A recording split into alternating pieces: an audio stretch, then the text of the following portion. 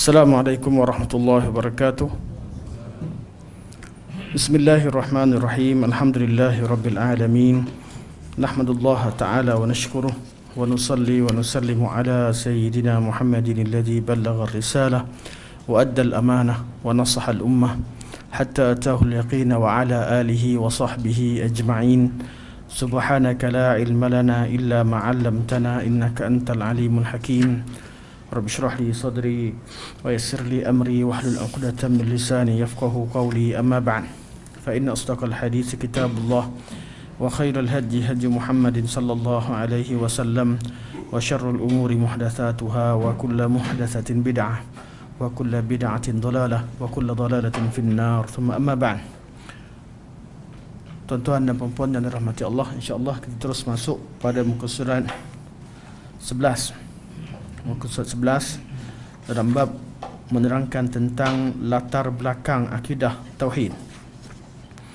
Qala al-muallif hafizahullah, definisi akidah Islam. Pada pertemuan yang lalu kita dah bincangkan tentang definisi akidah dari segi bahasa.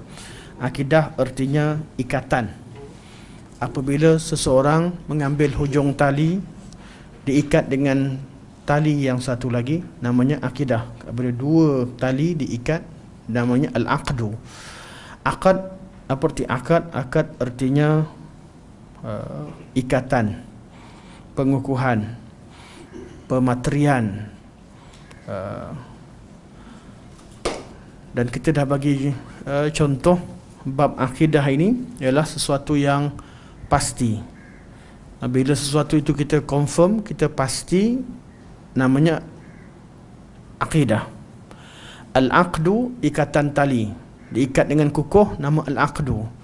Dipercayai dengan yakin, akidah. Sebab itulah akad dalam perniagaan. Apabila kita pergi cari barang, kita survey barang, masa kita survey satu kedai atau satu produk yang lain, tak dikira kita membeli kerana kita belum pasti. Apabila kita pasti, kita beli, berlakunya transaksi, berlakunya akad, ketika itu jelas. Akad artinya dah bukan lagi masa untuk survey, masa untuk berlakunya ikatan perniagaan, ijab dan qabul. Jadi akad adalah perkara yang jelas secara zahir, manakala akidah adalah sesuatu yang jelas, sesuatu yang kita yakin dalam hati. Sebagaimana basar, apa yang kita nampak dengan mata; basirah, apa yang kita lihat dengan hati. Jadi kalau kita nampak satu benda, yakin, kata absarna, kami dah nampak. Tapi kalau kita yakin dalam hati, seolah-olah kita nampak, yakin dan nampak, namanya basirah. Basirah. Basar, basirah. Aqad, aqidah. Aqidah berkaitan dengan keyakinan dalam hati. Basirah berkaitan dengan ilmu yang jelas dalam hati. Alhamdulillah. Definisi akidah Islam di sisi istilah. Akidah Islam ialah keimanan yang tegas terhadap rububiyah, uluhiyah dan nama-nama dan sifat-sifat Allah Subhanahu wa taala. Ini berkaitan dengan rukun iman yang pertama.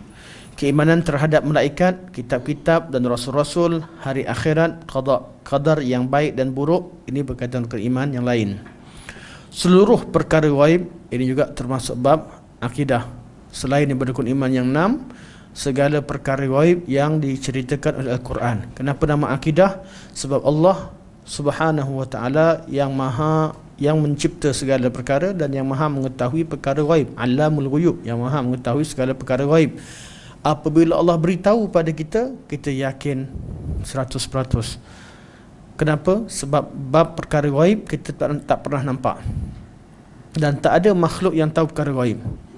Apabila Allah beritahu sendiri, kita yakin tanpa persoalkan. Sebab itulah urusan ghaib kita letakkan dalam urusan akidah.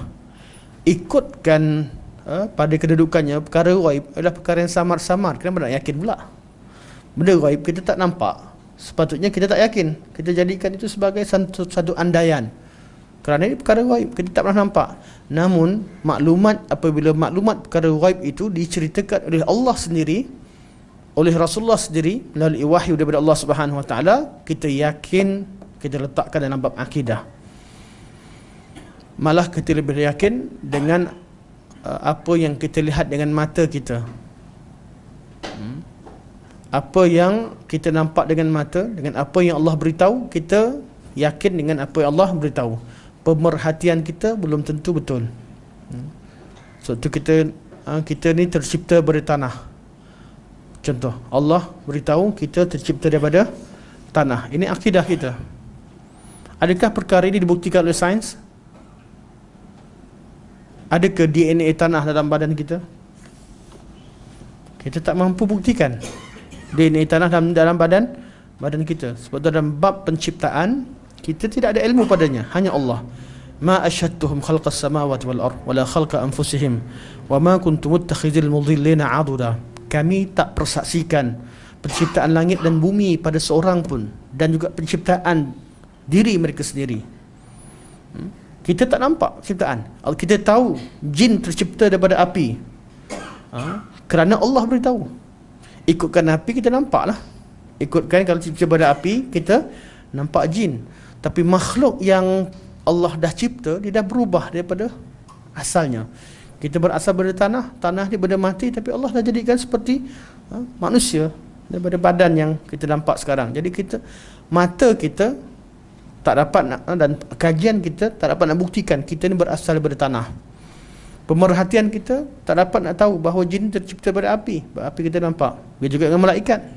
Tapi maklumat perkara ghaib yang Allah beritahu, ini menjadi keyakinan pada kita. Kita lebih percaya maklumat yang Allah beritahu pada kita berbanding dengan apa yang kita perhatikan dengan mata kita. Kerana kita tak mampu tahu semua perkara. Sebab tu bila zaman sekarang ni orang dah mula cerita tentang manusia sebelum Adam lah, begini begitu, dia tahu dari mana? Dari mana dia tahu? Andaian-andaian yang dibuat dalam teori Darwin dijadikan sebagai fakta, kemudian nak gabungkan dengan Al-Quranul Karim dan hadis. Sangat tidak layak. Urusan-urusan berkaitan dengan penciptaan digabungkan antara andaian-andaian sebahagian daripada saintis moden dengan Al-Quranul Karim. Kerana bab ini bab ghaib. Bab ghaib. Jadi kalau cerita sekarang ni banyaklah. Tuan-tuan akan seronoklah cerita berkaitan dengan asal usul kejadian manusia menurut sains. Mana mungkin sains tahu asal usul kejadian manusia? Kerana Allah tidak saksikan asal usul kejadian manusia dan alam ini kepada mana-mana makhluk Allah Subhanahu Wa Taala. Kita hanya mampu mengkaji apa yang ada di depan mata kita. Yang ada di depan mata kita. Okey. Sebab tu perkara akidah ni berkaitan dengan beriman dengan Allah, beriman dengan segala rukun iman, juga beriman dengan seluruh perkara ghaib yang sabit. Nah, itu penting, yang sabit, iaitu yang sabit daripada Al-Quran dan As-Sunnah, bukan sabit dengan andaian. Sebab itu ilmu kalam salah mereka, ilmu itu ditolak oleh salafus salih kerana mereka sabitkan akidah melalui andaian. Mereka bila kita tak kaji kalamullah, kalam Rasul sebagai asas untuk mengetahui akidah, tapi mereka mengkaji makhluk, kemudian mereka mengisbatkan dan menafikan melalui kajian mereka terhadap makhluk. Ini satu kaedah yang salah. Tengok manusia, ada anggota, mustahil Allah ada anggota. Tengok manusia perlu bertempat, mustahil Allah bertempat. Manusia berjisim, mustahil Allah berjisim.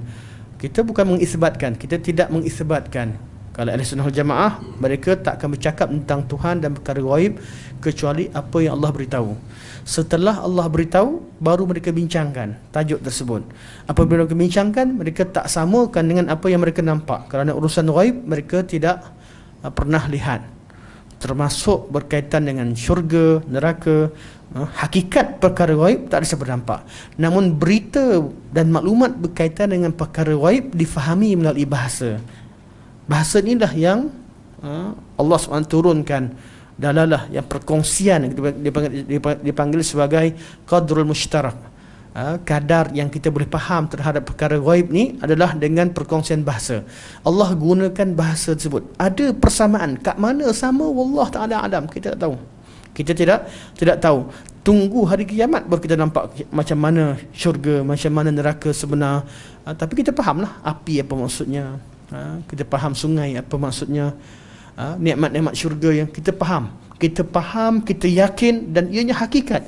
Cuma secara bagaimana bentuk hakikatnya kita tidak tahu. Sebab tu Allah Nabi dalam hadis kursi, Allah firman dalam hadis kursi, a'adadtu li'ibadiyas salihin ma la 'ainun ra'at wa la udhunun sami'at wa la khatara 'ala qalbi bashar. Aku telah siapkan untuk hamba-Ku yang beriman, yang mukmin di hari kiamat satu nikmat yang tak pernah dilihat oleh mata, tak pernah didengar oleh telinga, dan tak pernah terlintas dalam pemikiran siapa-siapa, dalam hati siapa-siapa. Dekat syurga nanti kita dah dengar dah ayat Quran berkaitan dengan buah-buahan, berkaitan dengan sungai, berkaitan dengan emas, perak dan sebagainya. Kita faham. Kita dah faham maknanya. Kita dah bayangkan, dah bayang pun. Bayangkan macam mana. Hakikatnya yang kita bayangkan tak sama macam macam yang akan kita nampak di hari kiamat. Namun kita faham. Kita faham. Sebab tu dalam bab akidah ni kita faham dari segi makna, tapi hakikatnya kita tidak tahu. Untuk sifat Allah Subhanahu Wa Taala, bayangkan pun tak boleh. Bayangkan pun tak boleh. Sebab tidak, kalau sifat makhluk berkaitan dengan alam ghaib, dengan alam syahadah, ada syabah, ada persamaan. Waktu kita hadza ruziqna min qabl, bila nampak hari kiamat dapat rezeki, kita hadzal ladzi ruziqna min qabl, inilah yang kita dapat rezeki dulu, kita tu. Baru kita dah nampak baru, oh, inilah yang macam kita pernah nampak, tapi macam mana tu sekarang kita tak tahu. Hari kiamat kita akan tahu. Tapi untuk Allah Subhanahu Wa Taala sikit pun tak sama. Laisa kamitslihi syai'. Maka bayangkan pun tak boleh. Jangan bayangkan. Sebab tak ada sikit pun persamaan antara Allah dengan makhluk. Yang ada hanya qadrul mushtarak, persamaan istilah dan bahasa untuk Allah Subhanahu Wa Taala fahamkan kita. Kita hanya faham. Jadi kita tak dapat bayangkan. Berbeza dengan berkaitan dengan urusan nikmat syurga, kita bayangkan tidak salah. Kerana apa? Memang ada persamaan. Cuma kita tak tahu kat mana sama. Kat mana, kadar mana yang sama, kita tidak tahu. Sebab itulah berkaitan dengan syurga, neraka, berkaitan dengan alam ghaib sekalipun, ilmu kalam tak mampu memberikan takrif yang betul macam mana mereka nak takrifkan semua sifat Allah Subhanahu Wa Taala. Ya, ilmu ni ilmu yang qasir. Bukan kita menolak ilmu mantik secara keseluruhan, tapi kita salah letak tempat. Kalau guna ilmu mantik untuk buat takrif terhadap istilah-istilah fiqh dalam usul fiqh sebagainya, diterima. Ilmu mantik diterima, kaedahnya kaedah yang jami', mani' dan sebagainya diterima pada setengah tempat. Tapi kalau dia nak takrifkan Allah Subhanahu Wa Taala dan takrifkan sifat Allah, salah. Ilmu mantik nak takrifkan malaikat, nak takrifkan roh pun salah. Takrif roh macam mana? Arad ke, hakikat, jahat ke, sifat, dia sampai sekarang kelaru bergaduh sesama al-kalam. Kita itu sia-sia. Siapa suruh kita takrif benda yang kita tak tahu? Hakikatnya serahkan kepada Allah Subhanahu Wa Taala. Iman dan percaya. Walaupun ada di kalangan, hatta di kalangan Ahlussunnah yang cuba takrifkan, kerana dari setiap perkara nak ditakrifkan, dan itulah asas ilmu mantik. Tapi tak ada satu takrif pun yang benar-benar menepati hakikat, kerana perkara tersebut memang kita tak tahu. Okey. Balik pada ilmu akidah atau definisi akidah Islam dari segi istilah ialah keimanan. Kita beriman, kita yakin terhadap rukun iman yang 6, kita yakin terhadap perkara ghaib, kita yakin terhadap asas-asas penting agama, iaitu usuluddin, perkara asas agama. Macam mana perkara asas agama? Perkara yang telah diijma'kan oleh salafus salih. Kita kata, kalau kita sebut ini manhaj ahli sunnah wal jamaah, artinya perkara yang membezakan ahli sunnah dengan bukan ahli sunnah, artinya perkara itu perkara yang ijma'. Manakala urusan-urusan perbincangan, pembahagian dan pengkategorian yang tidak disebutkan oleh generasi awal, kita jadikan itu sebagai satu wasilah untuk menerangkan akidah, bukan yang dijemakan. Jadi kita tak ada nak keluarkan orang daripada ahli sunnah kerana tidak menerima pengkategorian kita buat.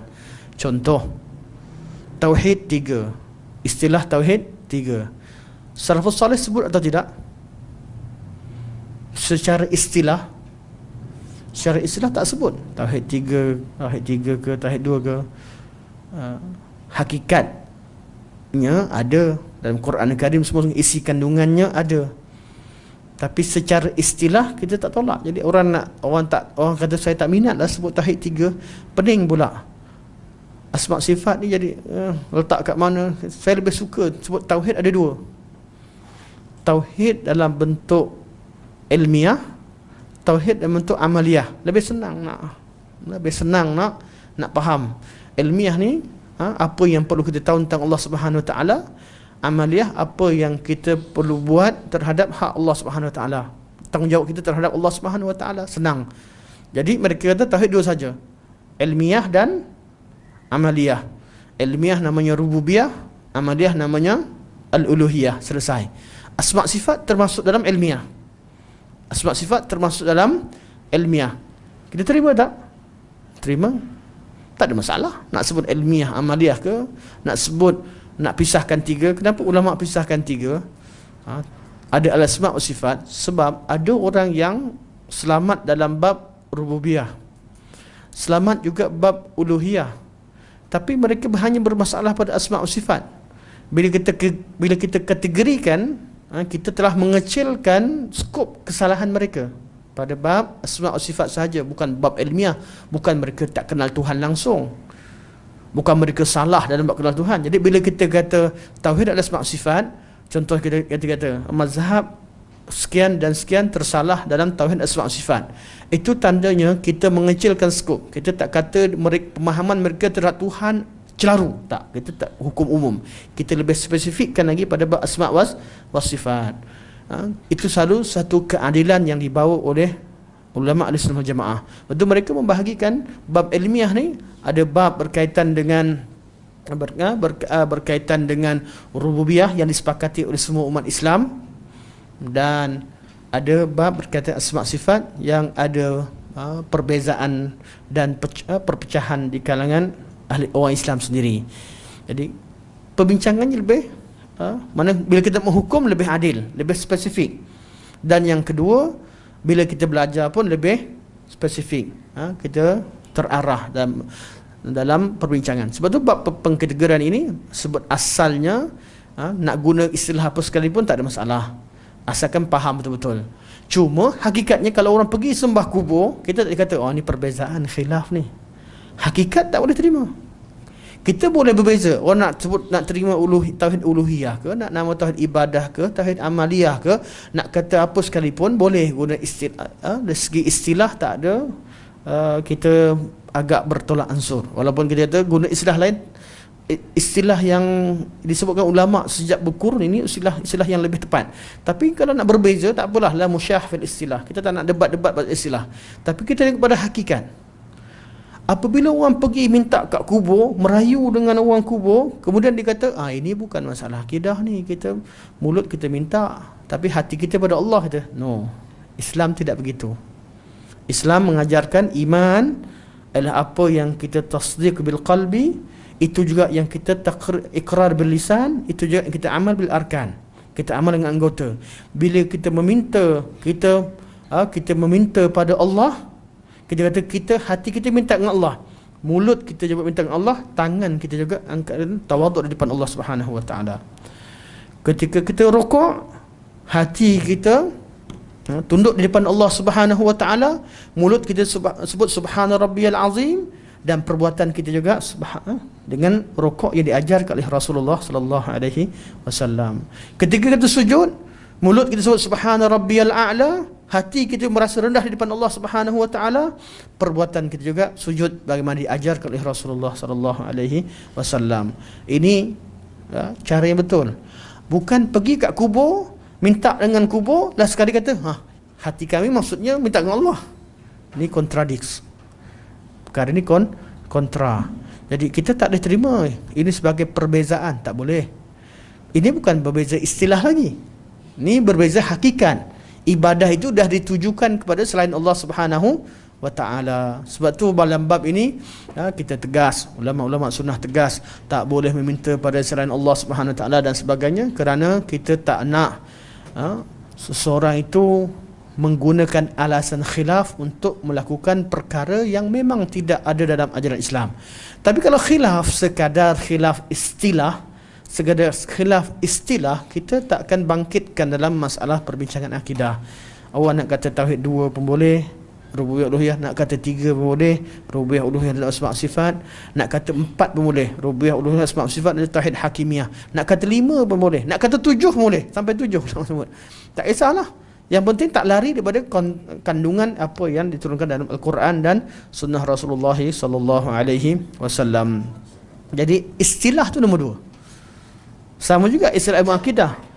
Nak kata ilmu akidah ke, nak kata ilmu tauhid ke, nak kata ilmu sunnah ke, nak kata syariah ke, nak kata usuluddin ke, nak kata usuludiyanah ke, kita nak kata apa istilah lain, syariah kan, sebagai semua yang disebutkan dalam nama-nama ni kita terima. Kita hanya menentang apabila istilah itu mengelirukan, istilah itu dapat dikelirukan. Sebab tu kita tak terima nama lain bagi ilmu akidah adalah ilmu kalam. No, stop dulu. Ilmu kalam ada benda lain. Kita takut orang selit masuk kaedah yang salah tadi dalam bab ilmu akidah. Sebab itu kita kata lebih baik jangan masukkan ilmu kalam sebagai ilmu akidah atau ilmu tauhid atau ilmu perdebatan. Dan ini yang berlaku. Bila diselitkan masuk sekali, orang anggap ilmu kalam itulah ilmu tauhid, ilmu akidah, ilmu perdebatan. Jadi ramai orang yang marah bila kita kata ilmu kalam ni salah. Ilmu kalam salah. Habis macam mana siapa nak debat dengan etis? Kerana dah ditakrifkan ilmu kalam ni ilmu perdebatan dengan etis. Ya, mereka berdebat dengan etis, ada ilmunya, tapi kita tak masukkan dalam kaedah tauhid. Kerana kaedah mengisbatkan suatu sifat yang dibuat dalam kalam itu berbeza, ataupun natijahnya ada yang berbeza dengan Al-Quran dan Sunnah. Ya, terutama dalam bab penafian sifat-sifat khabariyah, natijah yang berbeza. Dia bukan berbeza istilah, tapi berbeza hakikat. Sampai siapa saja terjun dengan kalam, mereka akan kata akidah yang zahir, yang jelas dalam Al-Quran Sunnah itu sebagai tajsim. Dah menjisimkan Allah pula, atau mentashbihkan Allah. Natijah itu natijah yang tidak elok, natijah yang salah dalam akidah. Sebab tu kita tak boleh terima secara ilmiahnya. Tapi kalau orang kata saya belajar mukalam, belajar apa? Saya baca qul huwallahu ahad, tak apalah. Saya berkata lebih baik guna istilah lain. Istilah ni kalau mengelirukan, ada ulama akan tegur. Sama juga dengan kaedah ilmu tasawuf. Pada awalnya tak ada masalah pun. Ulama sunnah pun guna nama sufi sebagainya, abid sufi sebagainya, tak ada masalah pada peringkat awal. Tapi bila ilmu sufi ditunggang oleh golongan batiniyah, masukkan akidah berkaitan dengan dia punya mimpi guru dia masuk, apa yang guru dapat ilham direct daripada Allah Subhanahu wa taala, turun naik ke Lauhul Mahfuz, tengok Lauhul Mahfuz, tahu siapa ahli syurga, ahli neraka, tahu alam ruh, wali-wali pula bermusyarat ke alam ruh, wali kawasan ni siapa yang jaga kawasan ni, siapa jaga kawasan tu, siapa yang jaga seluruh alam. Kemudian tonggang nama tasawuf. Ada ulama yang melarang penggunaan ilmu penyucian jiwa dengan nama ilmu tasawuf. Sebab apa? Takut ditonggang. Orang awam nak sucikan jiwa, sampai-sampai mereka pergi buat perkara bid'ah tadi, belajar bid'ah. Amalan pula asalnya kita mensucikan jiwa dengan zikrullah. Zikrullah ni apa yang Allah turunkan, apa yang Nabi ajarkan. Orang nak sucikan jiwa pada asalnya, akhirnya pergi ke mana? pergi buat amalan-amalan, tarian dan sebagainya, nyanyian tarian, kita kata, oh, istilah ni dah ditonggang. Jadi lebih baik tak payah gunakan istilah tasawuf dalam bab penjagaan jiwa, gunakan bab yang dinamakan sebagai kita namakan sebagai tazkiyatun nafs. Namun kalau ada orang kata, tapi dalam masyarakat kita tak guna nama tasawuf, dia faham lain. Dia kata kita tolak ilmu penjagaan jiwa. Patutlah keras-keras hati semua, patutlah tak ada adab. Masyarakat cakap macam tu. Okey, untuk maslahah boleh guna pada bab yang tertentu, tapi terangkan. Kerana kita tidak pedulikan istilah pada asalnya, kita pedulikan adalah hakikat satu perkara. Perkara tu Nabi ajar, Rasul ajar, takkan kita tolak. Yang kita tolak adalah perkara yang berkaitan dengan urusan ibadah dan akidah ataupun ajaran agama secara umum yang tidak ada kaitannya dengan agama. Okey. Jadi istilah hari ini kita masih lagi pada istilah, memahami istilah ulama. Kalau kata akidah Islam, ialah ilmu tentang keimanan yang tegas, iaitu yakin 100% terhadap rububiyah, uluhiyah dan asma' sifat Allah Subhanahu Wa Taala, serta yakin 100% tentang rukun iman yang 6 dan seluruh perkara ghaib yang sabit dalam Al-Quran dan As-Sunnah, dan perkara asas-asas agama. Asas-asas agama ni kadang-kadang ilmu akidah tak ada kaitan dengan perkara ghaib pun. Contoh kewajipan, kita kata kewajipan berpegang dengan Al-Quran dan As-Sunnah, contoh asas. Kita menjauhi perkara bid'ah, ini manhaj, ini perkara dalam ilmu akidah. Bid'ah dalam akidah, bid'ah dalam ibadah, ketaatan kepada pemerintah dalam bab apa? Kenapa asas disebutkan ketaatan pemerintah masuk akidah? Sebab nak bezakan dengan Khawarij, yang asas mereka adalah mengkafirkan pelaku dosa besar. Dan apabila pemerintah tak mampu laksanakan hukum hakam yang dia nak, dia akan kafirkan pemerintah. Jadi ulama letakkan ketaatan pada pemerintah dalam bab ilmu akidah, supaya mereka sedar bahawa pemerintah, dalam bab pemerintahan, kita kena taat, kena satukan umat di bawah bendera yang satu, di bawah pemimpin yang satu. Dan pada masa sama syariat mengajarkan bagaimana cara untuk memilih pemerintah dari kalangan siapa. Bukanlah artinya tidak ada undang-undang, ada kaedah yang disebutkan oleh Al-Quran dan As-Sunnah. Jadi asas-asas ni dia bukan berkaitan akidah, tapi berkaitan usul, asas-asas dalam agama, usul-usul dalam agama. Ia masuk dalam bab akidah juga, ilmu akidah. Asas ini dari mana? Perkara yang telah diijma'kan oleh salafus salih. Manakala perkara yang mereka khilaf, kita tak jadikan itu sebagai neraca untuk neraca atau kayu ukur untuk memisahkan seseorang daripada ahli sunnah ataupun tidak. Contoh masalah yang memang salaf khilaf pun, adakah Allah Subhanahu Wa Taala, adakah Nabi nampak Allah Subhanahu Wa Taala ketika Isra' Mi'raj? Khilaf. Hampir berlaku ijma' selepas khilaf tersebut bahawa Nabi SAW tidak melihat Allah SWT. Tapi kalau ada orang yang tetap dengan pendirian menafsirkan ayat-ayat itu bahawa Nabi nampak Allah SWT di Isra' Mi'raj sebagai satu pengecualian, kita tak keluarkan dia daripada ahli sunnah wal jamaah, sebab perkara ini memang ada khilaf. Atau perbincangan-perbincangan yang tak pernah wujud, tak pernah berlaku ijma' padanya. Contohnya Tauhid 3, contohnya berkaitan dengan Qawaidul Musla, kaedah yang Syekh letakkan dalam kitab Syekh Utsaimin rahimahullah, kaedah-kaedah. Kemudian saya nak guna kaedah lain, tak kisahlah pakai kaedah apa sekalipun, yang penting tidak mengubah isi kandungan. Jadi pengistilahan, pengkategorian dan sebagainya dalam ilmu akidah ni, kita kata itu kita tengok kepada hakikatnya, betul atau salah istilah-istilah tersebut ataupun pengkategorian tersebut. Macam mana sekalipun, manhaj Ahlussunnah wal Jamaah menurut yang telah dikarang oleh ulama salafus salih, manhaj yang rasin, yang sangat kukuh. Istilahnya pun kukuh, orang nak kritik pun tak dapat. Kita tahu bahawa istilah Tauhid 3 ni orang cuba kritik macam-macam. Tapi orang tak jumpa. Sebab apa? Sebab hakikatnya ada dalam Al-Quran Al-Karim. Cuma pengistilahan.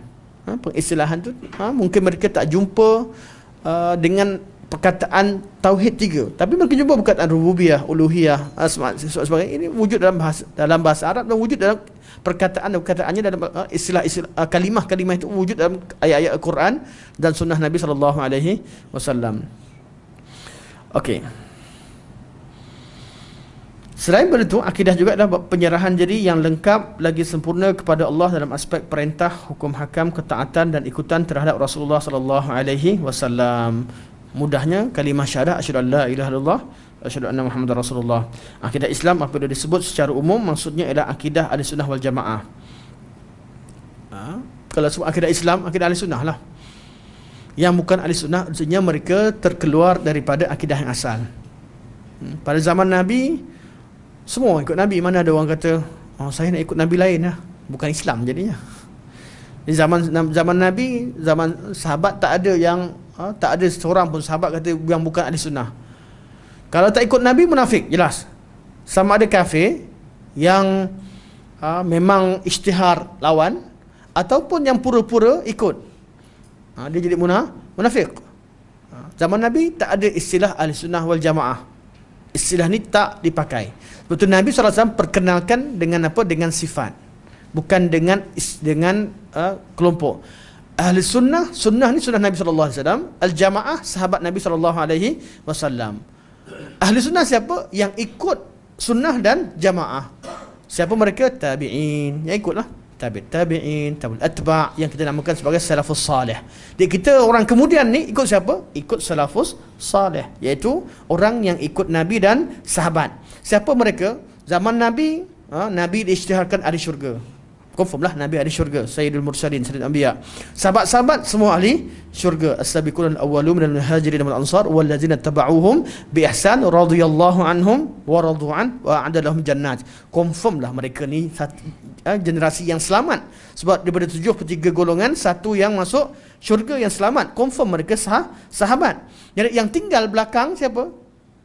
Orang yang ikut. Yang ikut, yang jelas manhaj mereka siapa? Tabi'in, tabi'in, tabi'ul atba'. Jadi kita, mereka nama salaf. Salaf artinya orang terdahulu. Kita menamakan diri sebagai salafiyah kerana kita mengambil manhaj dan kita nak ikut mereka dalam beragama. Itu nama salafiyah. Salafiyah. Mereka lah salafnya. Mereka lah salafnya. Kita ikut dengan, kita mengambil istilah salafiyah kerana nak ikut cara faham mereka. Dan pada zaman mereka tak ada lagi bid'ah-bid'ah. Bila tak ada bid'ah, mudah kita faham. Tak adalah benda yang, takkan mereka ijma' satu perkara kita kata bid'ah, mana boleh. Zaman tu tak ada bid'ah lagi. Mereka dah ijma'kan zaman tersebut. Apatah lagi ijma' berlaku pada zaman sahabat Nabi SAW. Jadi takkan orang boleh menisbahkan apa yang diijma'kan oleh salafus salih sebagai bid'ah atau sebagai salah. Tak mungkin. Satu, kita beragama ni kita balik pada salafus salih. Terutama bab akidah. Bab akidah. Kenapa bab akidah nak kena ikut salafus salih? Sebab bab akidah ni maklumat berkaitan akidah tidak berubah ikut masa dan tempat. Tak berubah. Untuk pengamalan, untuk fiqh mungkin berubah.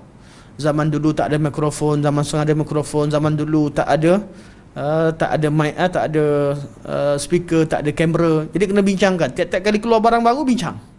Apa hukum guna kamera? Apa hukum ambil gambar? Apa hukum naik kereta? Apa hukum naik kenderaan? Apa hukum ikut saham? Apa hukum kripto? Apa hukum apa lagi? Macam-macam. Benda baru keluar saya, ulama fiqh akan bincang. Sebab itulah majlis-majlis fatwa membincangkan tentang perkara yang baru. Tetapi urusan yang sabit dalam nas, tidak ada hak mana-mana mufti atau ahli jawatankuasa mufti yang nak ubah nas yang dah diijma'kan oleh salafus salih. Ketaatan kita pada pemerintah tidak sampai tahap kita percaya perkara yang dah ijma' oleh salafus salih. Betul. Ahlussunnah wal Jamaah di mana sekalipun mereka meletakkan taat pemerintah ada satu perkara dalam asas, namun bukan pada bab yang mengubah nas atau berbeza dengan nas. Apa yang ada kat nas Al-Quran, yang ada kat Quran, ada kat sunnah, kita tak boleh ada orang kata fatwa mengatakan bahawa. Fatwa apa lagi? Benda dah ijma'. dah ada kat nas. Dan bab akidah bukan bab berkaitan ijtihad. Seorang mufti itu dia mujtahid, dia nak ijtihad hanya pada bab ijtihad. Sebab itu dalam bab ibadah, bab furu' ibadah kita terima ada ijtihad. Tapi bab usul ibadah, bab akidah, usul akidah kita kembalikan kepada sunnah walaupun berbeza dengan sebahagian daripada mufti. Kerana kerja mufti bukanlah untuk sebutkan satu perkara yang tidak ada dalam nas, kerana urusan akidah urusan yang berkaitan dengan nas. Jadi keadaan kita berbeza bab ini, tetap ketaatan pemerintah dalam bab yang lain tetap kita jaga. Bukanlah kita nak berbeza dan bermusuh, tidak. Kerana kita lebih hormatnya kita pada pemerintah, sayangnya kita pemerintah, wala kita pada pemerintah, tidak kita dahulukan di atas wala terhadap Al-Quran dan Sunnah. Kerana Allah sebut ati' Allah wa ati' Rasul wa ulil amri minkum. Tak pemerintah dah tabi'. Betul, ramai orang tanya, Ustaz cerita tentang manhaj Sunnah, manhaj Salafiyah ikut pemerintah. Kenapa pemerintah tetapkan supaya sekian-sekian masalah akidah tak nak ikut? Ya tak. Kita kena tahu skop. Jadi kerja pemerintah adalah menerangkan akidah yang sahih. Akidah yang sahih. Tapi kita tak adalah kata pemerintah kita letak akidah tak sahih, tak. Kita kecilkan skop. Kita hanya berbicara bab skop yang perbezaan kita nampak. Yang sama banyak.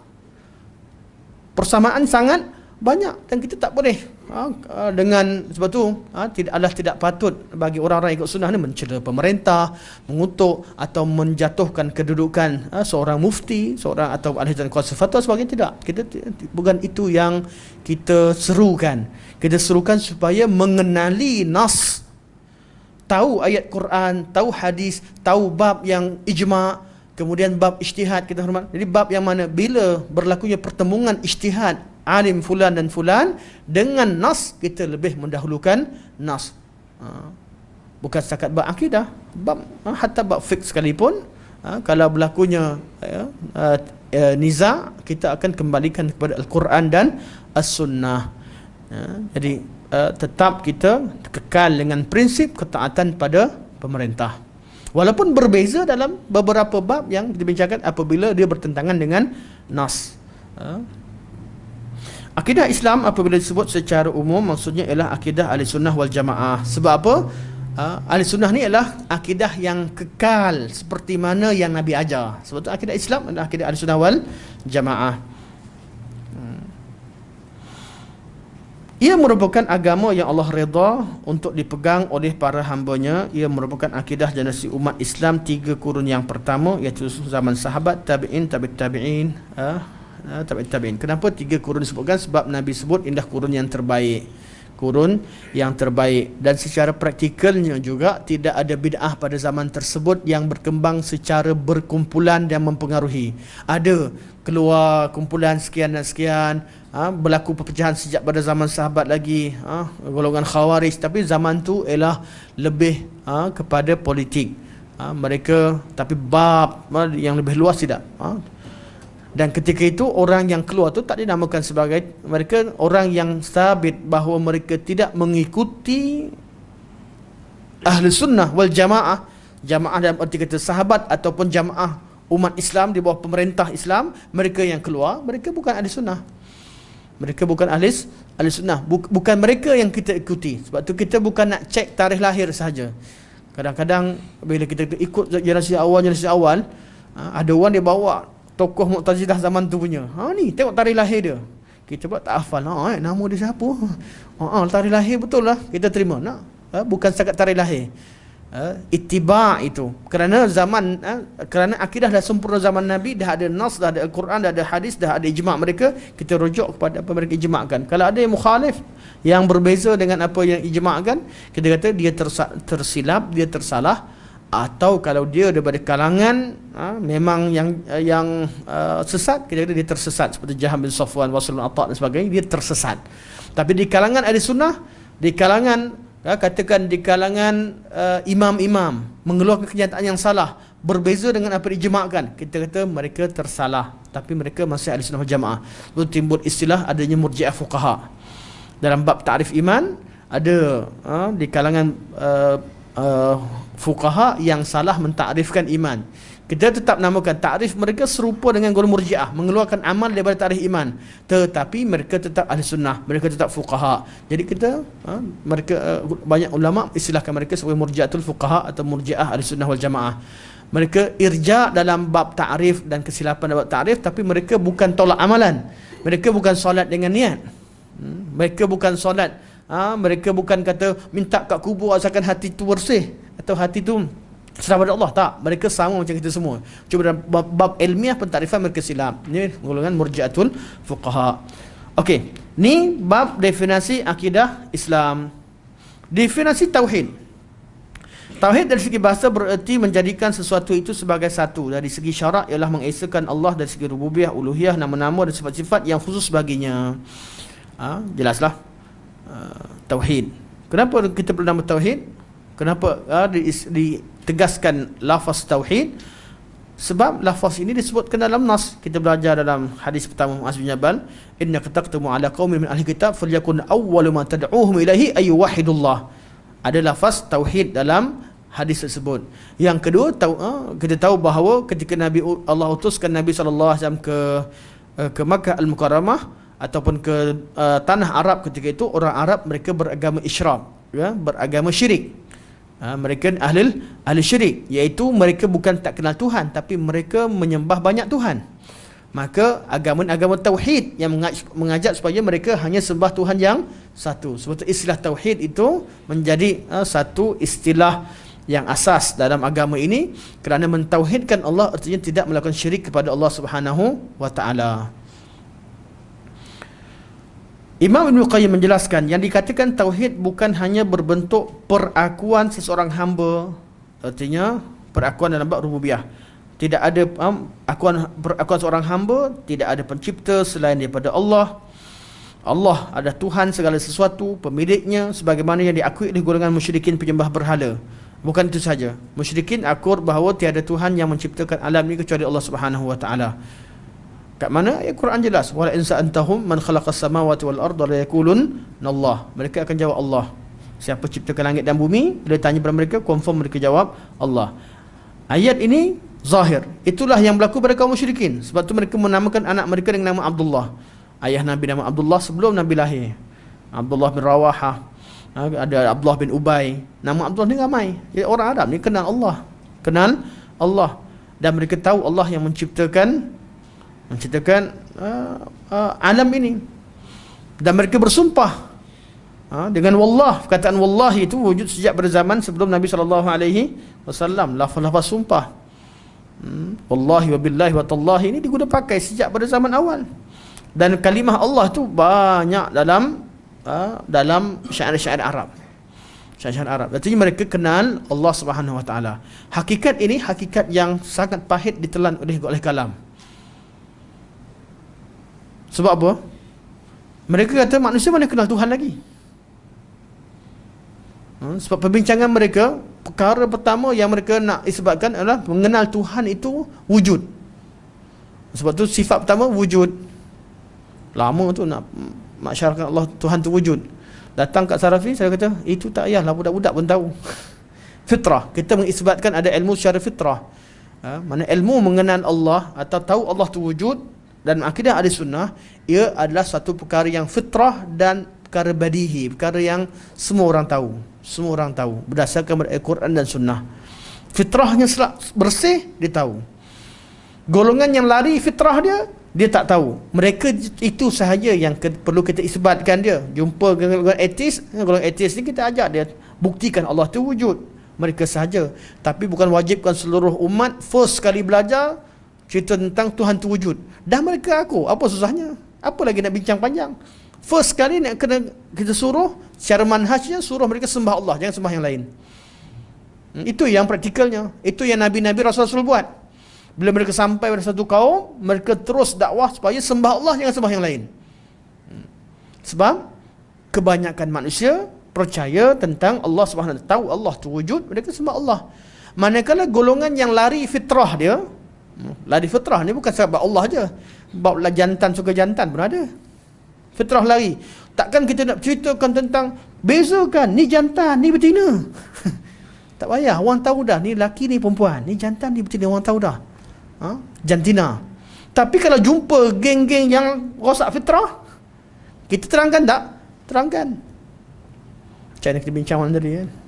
Saya tercipta saya dah cipta ni luaran jiwa saya seorang perempuan, luar lelaki.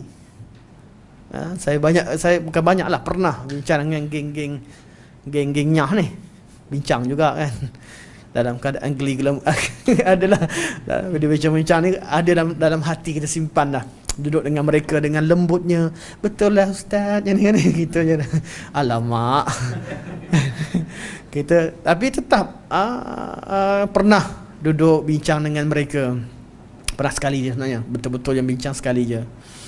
Dia kata Tuhan dah cipta jiwa saya sebagai seorang wanita, cuma dari segi jasadnya seorang lelaki. Soalan saya mudah. Yang cipta awak siapa? Allah kan? Ya. Yang turunkan undang-undang hukum syarak siapa? Allah. Ya, adakah undang-undang Allah silap ke Allah salah cipta? Allah salah turunkan undang-undang hukum syarak atau Allah salah cipta? Atau awak yang salah? Jawab tu dulu. Mudah saja. Allah yang cipta awak, Allah yang turunkan, Allah yang cipta seluruh makhluk, Allah yang turunkan hukum syarak yang mengharamkan lelaki menyerupai wanita, wanita menyerupai lelaki dan sebagainya. Jadi salah Tuhan ke? Salah Allah mencipta? Allah memang salah cipta? Atau Allah salah hukum Allah salah? Quran sunnah ni salah? Atau awak yang salah? Soalan yang mudah lah bagi orang yang kalau dah ada agama, confirm dia jawab, dan itu jawab, saya salah ustaz, saya salah, dulu ikut mak, dia kata, baru keluar nampak mak pakai gincu, minta mak gincukan, mula keluarlah cerita. Lama-lama rasa yang fans mak, anak mami anak mami orang Pening, sorry silap, anak mak, anak mama yang terlalu sayang sangat dengan mak sampai cara jalan mak pun diikut dan sebagainya. Dia ada dan ni cerita-cerita timbul. Hakikatnya salah, bukan Allah tak salah turunkan undang hukum, Allah tak salah cipta.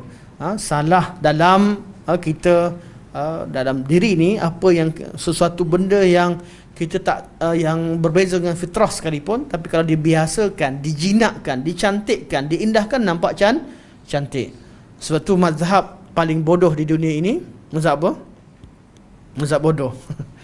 Mazhab etis, mazhab bodoh, tak kenal Tuhan, tak tahu Tuhan tu wujud, tak ada bukti, semua dah dimazhabkan. Bila dicantikkan mazhab ni, tak kenal Tuhan, tak tahu Tuhan, tak ada bukti, tak pasti, jadi mazhab. Tak percaya, atheism.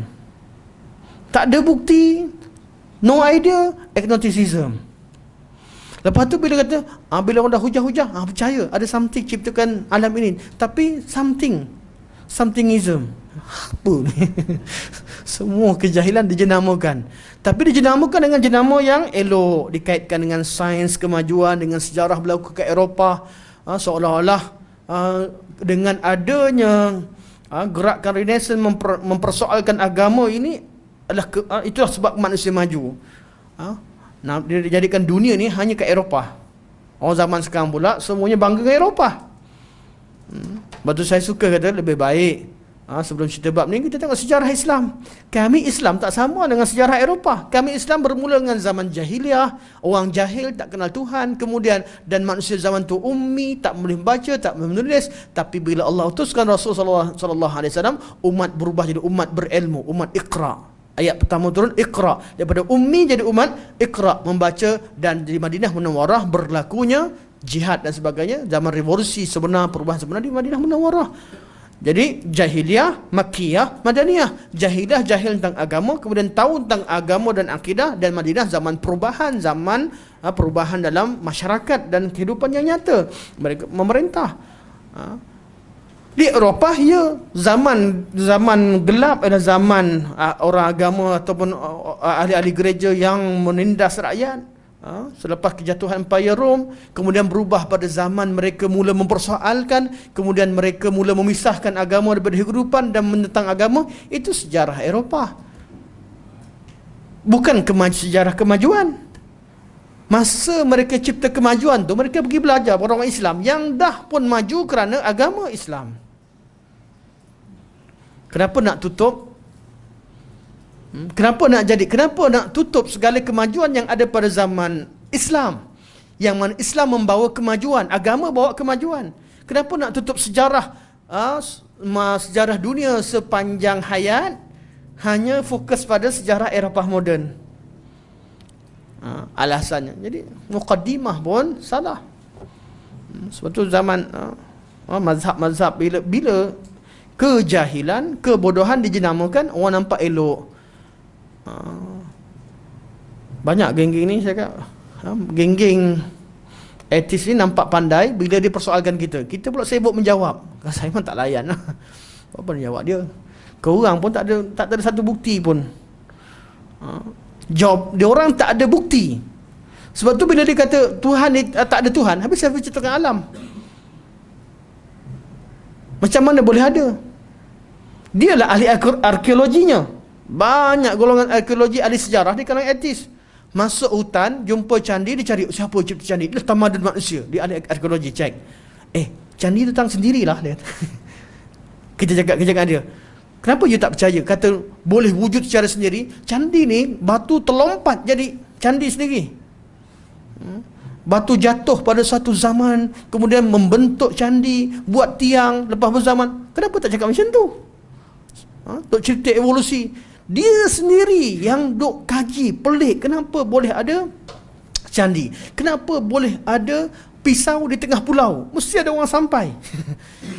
Otak tu dia boleh pakai. Logik bila kaji tentang perkara juz'iyat, perkara kecil-kecil, dia boleh logik. Tapi diri dia sendiri, dia tak fikir. Alam yang lebih luas dia tak fikir. Yang lebih kompleks, yang lebih sempurna. Sampaikan dia kaji, kenapa mata kena ada dua? Kenapa jarak antara mata tak boleh dekat? Kaji semua benda. Kenapa jari ni ada jalurnya berapa? Kaji semua benda sedetail-detailnya, tak boleh berubah. Kaji DNA, kaji kromosom, mesti tepat bilangan kromosom tersebut, tak boleh ubah. Kalau berubah, semua dikaji. Alhamdulillah, betul lah tu, Allah ciptakan alam begitu. Tapi takkanlah benda juz'i mesti ada sebab, mesti ada pencipta, mesti ada ni. Tapi benda yang kulli, lebih kompleks, lebih besar, pijak langit dan bumi, tak ada pencipta. Satu mereka hanya mampu keluarkan teori evolusi. Teori evolusi tentang apa? Tentang makhluk hidup. Habis langit bumi ni apa pula? Dari mana berkembangnya? Semua tak ada satu jawapan. Sebab tu cara betul untuk dengar mereka adalah persoalkan mereka. Kenapa kita sibuk jawab sangat? Jawab-jawablah kadangnya, tapi mereka sendiri tak ada bukti satu pun. Yang mampu hanyalah mempersoalkan. Sama macam ahli kalam. Agama Islam ni bila kita rasa macam puncanya apa? Kita dikontrol. Ahli kalam tanya, ayat Quran berkata istiwa, contoh. Ayat Quran ada beratus-ratus ayat, hadis Nabi ada beratus, malah sampai ribu. Allah di atas sebab dan dia berkata sifat al-ulu. Ayat Quran, hadis, kalam sahabat, kalam tabi'in, tabi'in, dan semua banyak. Cari-cari jumpa satu hadis dalam Sahih Muslim pula tu. Jumpa ada illah, boleh kata itirab, jumpa. Kita bukan kita tak ada jawab. Memang alhamdulillah ada jawab dah pun. dah jawab. Tapi kita kata kalau anak kita apa layan dia? Sepatutnya kalau anak lah jumpa, anak memang tak layan dia. Sepatutnya tanya dia dulu. Kami kata Allah Subhanahu Wa Taala di atas arash atau di atas bersifat al-ulu dan sifat istiwa, sebab Quran kata, hadis kata, Nabi kata secara zahirnya begini. Yang ada etikad apa? Allah tak bertempat. Siapa kata? Sabitkan dulu, siapa kata? Ada ayat Quran? Ada hadis? Ada kalam sahabat? Ada kalam tabi'in? Tabi'in? Tabi'ul atba'? Satu pun tak ada. Satu asar tak ada, satu qaul tak ada. Kenapa kita sibuk jawab pula? Sepatutnya kita suruh mereka jawab. Suruh mereka jawab. Oh, benda ni qat'i. Qat'i mana? Kalau qat'i, kalau benda yang qat'i, kita pun fikir macam tu. Kalau benda tu pada sahabat pun fikir macam tu. Benda yang confirm, orang fikir macam tu. Tidak mungkin. Panjang syarah. Balik. Okey, yang penting akidah. Jelas? Tarikh akidah. Kedua, tarikh tauhid. Tauhid artinya mengesakan Allah Subhanahu Wa Taala. Jadi Ibn Qayyim kata bukan sekadar tauhid, tauhid bukan sekadar bentuk kenal Allah sebagai pencipta, pemilik alam ini, bahkan kata beliau, bahkan tauhid juga mengandungi kecintaan kepada Allah, ketundukan, kehinaan diri, ketaatan yang sempurna, keikhlasan dalam melakukan ibadah, keinginan untuk melakukan segala bentuk amalan dan perkataan semata-mata kerana Allah Subhanahu Wa Taala, iaitu sisi tauhid al-uluhiyah. Kenapa? Sebab ramai orang cerita tak tauhid ni dia hanya cerita dalam hati. Ibn Qayyim kata tak, bukan setakat hati, tapi dia melibatkan amalan yang berasal daripada hati. Lepas tu kita ada amalan dalam Islam. Amalan itu terbina atau terjadi berasal daripada hati yang memerintahkan. Kalau hati mentauhidkan Allah Subhanahu Wa Taala, dia akan mengeluarkan kalimah tauhid. Hati yang mentauhidkan Allah Subhanahu Wa Taala, dia akan beribadah pada Allah dalam tauhid. Hati ni adalah asas.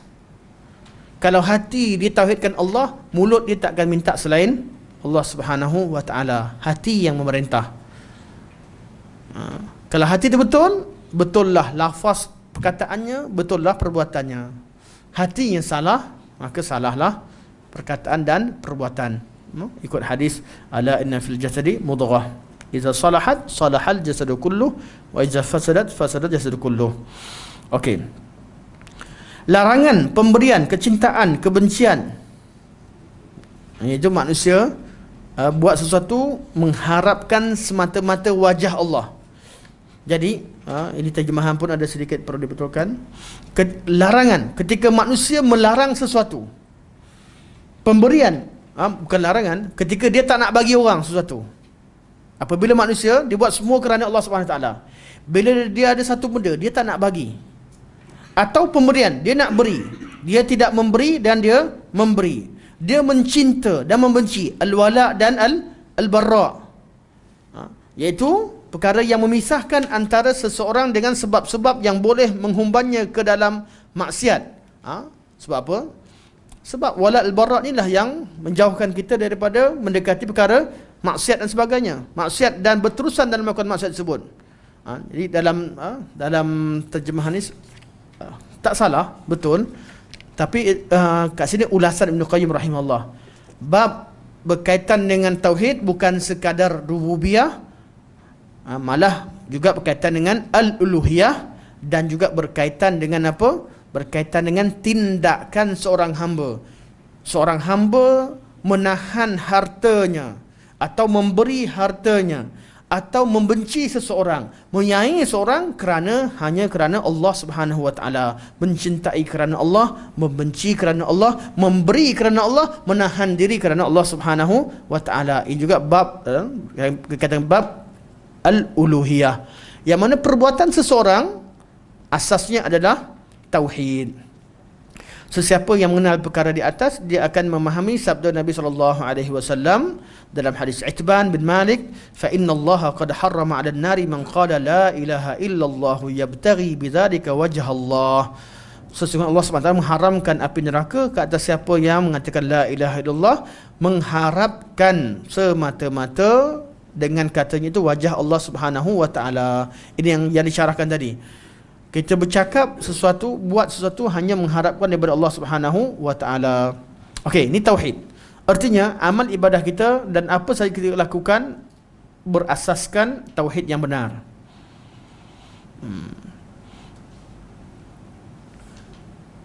Okey. Hubungan antara akidah dengan tauhid. Hubungan antara akidah dan tauhid. Tauhid akidah apa beza dia? Saya bagi jawapan ringkas supaya kita tak baca panjang. Boleh? InsyaAllah. Satu, secara umum dari segi hasilnya, natijahnya, tauhid dengan akidah ni samalah. Sepatutnya bukan sepatutnya, adalah lebih elok. Prof masukkan sekali takrif iman. Kerana tidak lengkap kalau tak takrifkan iman. Akidah, tauhid dan iman. Kerana kitab-kitab salafus salih merujuk kepada tiga istilah utama. Takrif tauhid, takrif iman dan takrif akidah. Tiga istilah. Namun saya lihat dalam ringkasan yang dibuat oleh Prof Basri kat sini, beliau tidak menyebutkan dalam bab dalam istilah iman, dan begitu juga buku-buku yang disenaraikan tidak disenaraikan buku iman. Ini kritikan lah, walaupun saya sini tapi kritikan ilmiah lah, ilmiah. Ringkas, biasanya kita buat ringkas, pasti kadang-kadang bagi beliau mungkin tak perlu. Mungkin beliau tak perlu, tapi bagi saya sangat perlu. Jangan buang takrif berkaitan dengan iman, jangan tinggalkan. Sebab buku-buku asal akidah, istilah pertama dalam ilmu akidah adalah istilah iman, sebelum datang istilah akidah. Sunnah, nama as-sunnah, al-iman, inilah yang asas yang perlu kita bincangkan dalam sejarah penamaan ataupun sejarah ilmu tauhid. Okey, sekadar kritikan tapi tidak istilah saja. Bukan kata salah, tidak. Tapi lebih baik masukkan iman sekali. Okey, jadi hubungan antara akidah tauhid. Jadi Syekh Doktor fokuskan pada beza antara akidah dan tauhid. Ilmu akidah, ilmu tauhid pada umumnya sama. Ini pada sisi hasil akhir. Namun secara istilahnya, istilah asalnya, ilmu tauhid pertama sekali fokus kepada rukun iman yang pertama, mentauhidkan Allah Subhanahu wa taala dalam bab rububiyah, uluhiyah dan asma sifat Allah Subhanahu wa taala. Ini ilmu tauhid. Ini perbezaan pertama. Manakala akidah membicarakan tentang rukun iman yang lain berserta dengan perkara ghaib dan asas-asas agama. Jadi akidah lebih luas berbanding dengan tauhid. Tauhid berkaitan dengan mentauhidkan Allah, akidah berkaitan dengan segala bab urusan rukun iman dan juga perkara ghaib dan juga asas agama. Itu pertama. Perbezaan yang kedua disebutkan oleh Prof di sini. Ilmu akidah adalah ilmu tauhid adalah ilmu mengisbatkan akidah Islam atau mengisbatkan urusan-urusan dalam agama Islam dengan dalil. Manakala ilmu akidah adalah ilmu perdebatan dengan kumpulan luar Ahlussunnah wal Jamaah atau di luar Islam. Ini yang beliau sebutkan. Betul beliau kata, ini beliau ringkaskan daripada Mawsu'ah Al-Aqdiyah. Kenapa saya kritik tadi? Sebab dalam Mawsu'ah yang asal ada takrif iman, dia masuk iman sekali. Sebab tu saya kritik. Beliau ringkaskan tapi tak masuk bab iman. Saya tak masukkan istilah iman. Okey, kita tengok. Kadang-kadang kedua-duanya dipisahkan dari segi istilah. Ilmu tauhid merujuk kepada ilmu yang mengisbatkan akidah agama berdasarkan dalil-dalil yang memuaskan. Ilmu akidah pula melebihinya dari segi penolakan terhadap berbagai-bagai perkara syubhah dan mematahkan dalil-dalil yang menimbulkan perselisihan. Jadi dalam mengisbatkan akidah Islam, ilmu tauhid. Ketika membantah dan menolak syubhat, itu ilmu akidah. Ilmu akidah. Dan betul lah. Ini secara praktikal macam tu. Banyak kitab-kitab berkaitan akidah ni dia ceritakan tentang usul sunnah yang membezakan antara ahli sunnah dengan tidak. Tapi dalam kitab tauhid, kitab iman, isbatkan asma sifat, isbatkan apa yang ada dalam ajaran Islam. Penghujungnya ilmunya satu sekarang. Nak letak ilmu subjek akidah ke subjek tauhid ke, itu yang tijah sekarang ni lah. Tapi penamaan asal secara istilah tauhid sama ada ulama yang fokus kepada beriman dengan Allah Subhanahu Wa Taala, manakala akidah lebih umum. Ada sebahagian daripada kitab dahulu ketika mereka tulis kitab nama Tauhid, artinya mereka cerita tentang mengisbatkan akidah Islam dengan dalil, manakala bila namakan akidah mereka tolak terhadap syubhat-syubhat. Ni istilah pada zaman tersebut. Zaman sekarang mudah je, akidah tauhid sama je lah. Subjek akidah, subjek tauhid sama. Zaman sekarang, zaman moden, zaman kemudian ni kita dah ilmu akidah sudah tauhid, tauhid sudah akidah. Bukunya sama, topik saya berbeza. Itu hasil akhir. Tapi secara asal istilahnya tauhid ada sedikit perbezaan dengan akidah. Kenapa kita nak bincangkan benda ni? Sebab ini adalah mukadimah. Ini mukadimah. Kita kena tahu. Kenapa perlu tahu mukadimah kena sebut benda ni? Sebab kita akan temukan kitab-kitab dalam sejarah penulisan akidah yang membawa nama-nama ini. Kitab At-Tauhid, kitab Aqid Al-I'tiqad, kita jumpa kitab As-Sunnah dan sebagainya. Ada perbincangan selepasnya. Okey, nama-nama ilmu akidah dan tauhid. Terus masuk ke bawah. Satu, ilmu akidah. Kalau ana lebih suka tak iman dulu. Tambah sikitlah. Al-iman berkaitan dengan iman. Ilmu tauhid itu asasnya adalah al-iman. Ini yang lebih awal timbul. Dan kitab-kitab banyak yang menggunakan istilah iman. Kitabul Iman li Abi Ubaid Al-Qasim bin Salam, yang meninggal pada tahun 224 Hijriah. Sebab saya tengok yang kat sini semua meninggal lambat. Jadi kita ambil lebih asas. Ilmu tauhid, istilah pertama adalah iman. Al-iman. Sebab tu kita temukan kitab-kitab yang awal mereka namakan dengan Kitabul Iman. Kitabul Iman ialah oleh Abi Ubaid Al-Qasim bin Salam yang meninggal pada tahun 224 Hijriah. Kitab Al-Iman oleh Ibn Abi Shaybah yang meninggal pada tahun 235 Hijriah. Kitabul Iman oleh Al-Imam Al-Adani meninggal pada tahun 243 Hijriah. Jadi semua zaman-zaman awal. Kitab Al-Iman oleh Ibnu Mandah yang meninggal pada tahun 259 atau 295. Ibnu Mandah 395 Hijriah. Ini semua kitab-kitab yang awal. Masail al-Iman di Abi Ya'la pun awal. Lebih kurang tahun 500 atau 458 Hijriah meninggal. Abi Ya'la zaman lepas Baihaqi. Alhamdulillah 458. Dan kitab-kitab yang lain. Kitab Al-Iman Ibn Taymiyah sendiri, Al-Iman Al-Iman Al-Awsat, Al-Iman Al-Awsat, dan juga Al-Iman Al-Kabir Syekhul Islam Ibn Taymiyah rahimahullah pada tahun 727, meninggal pada tahun 727 Hijriah. Dan juga kitab-kitab yang kemudian, Usul Iman oleh Syekh Muhammad bin Wahab. Ini kita kata susunan nama iman ni adalah nama satu bidang ilmu akidah.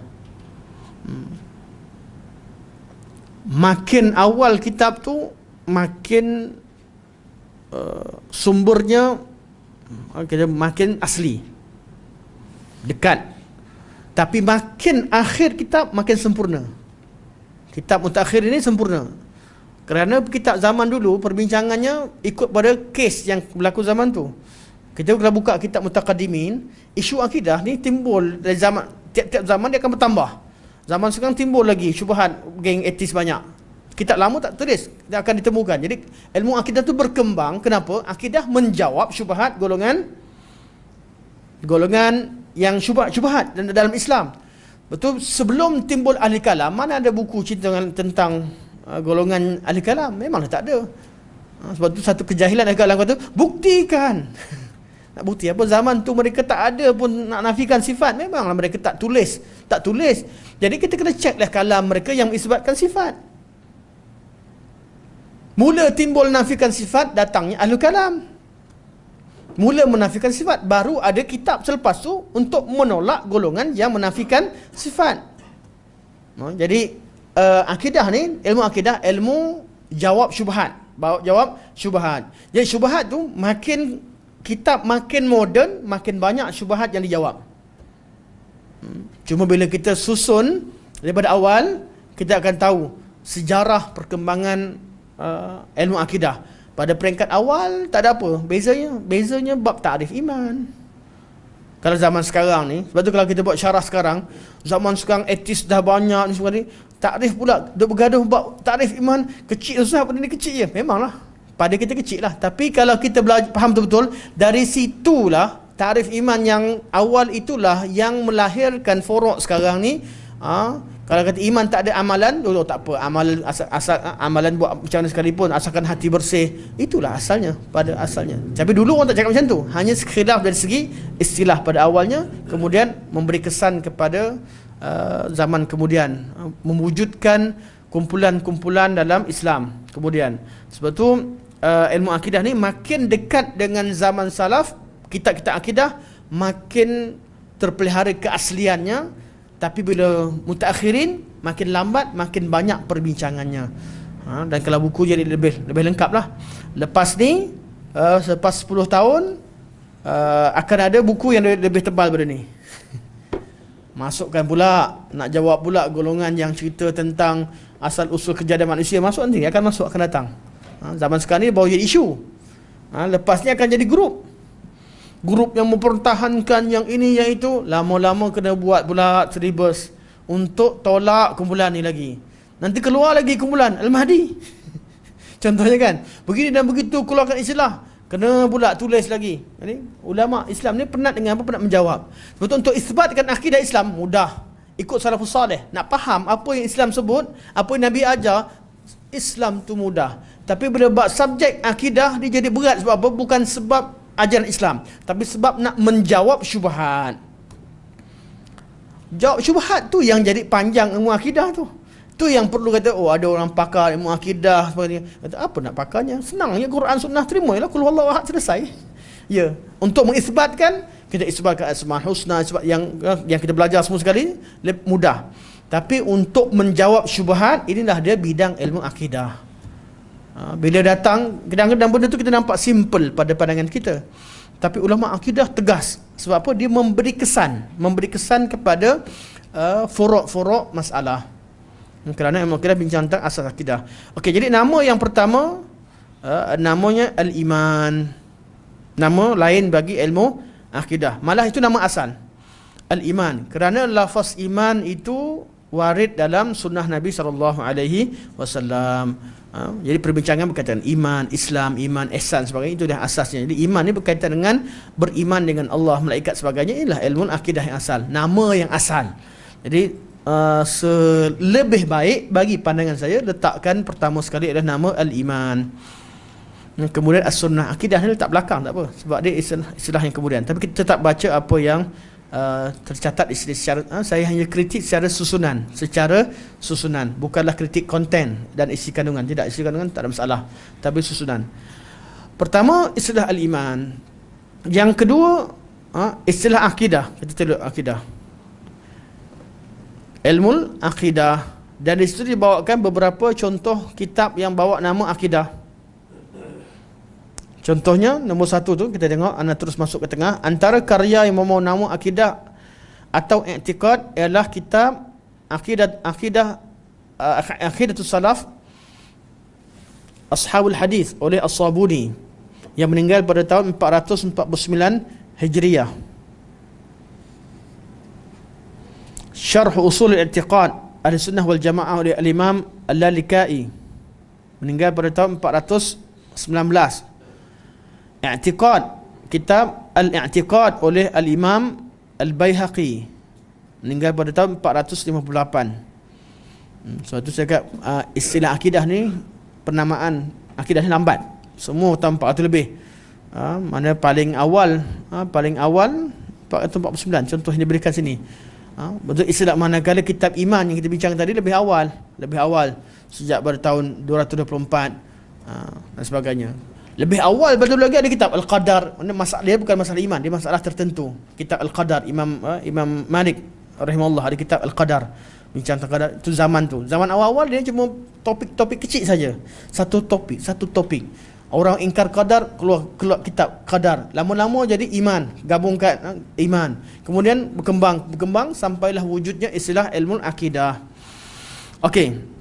Kitab yang lain, dan saya lebih setuju contoh diberikan, contoh yang lebih awal, iaitu Akidah At-Tahawiyah. Al-Aqidah At-Tahawiyah oleh Imam Tahawi yang meninggal pada tahun 321. Ini antara nama paling awal yang antara pengarang paling awal menggunakan istilah akidah, iaitu Al-Imam Abu Ja'far At-Tahawi rahimahullah, meninggal pada tahun 321 Hijriah. Lahir pada tahun 200 lebih kurang 260, mana lebih awal. Aqidatus Salaf wa Ashabul Hadis. Inilah yang disebutkan tadi itu. Akidah ini yang awal lah. Kalau yang lain semua kemudian. I'tiqad Al-Qadiri Al-Karji 489, I'tiqad Ibn Abi Ya'la 526, Lum'atul I'tiqad oleh Ibn Qudamah pada tahun 620 Hijriah, I'tiqad Al-Khalis min Asy-Syak oleh Ibn Attar, Akidah Wasitiyah Ibn Taimiyah. Ini semua nama-nama penamaan akidah. Okey, istilah seterusnya At-Tauhid.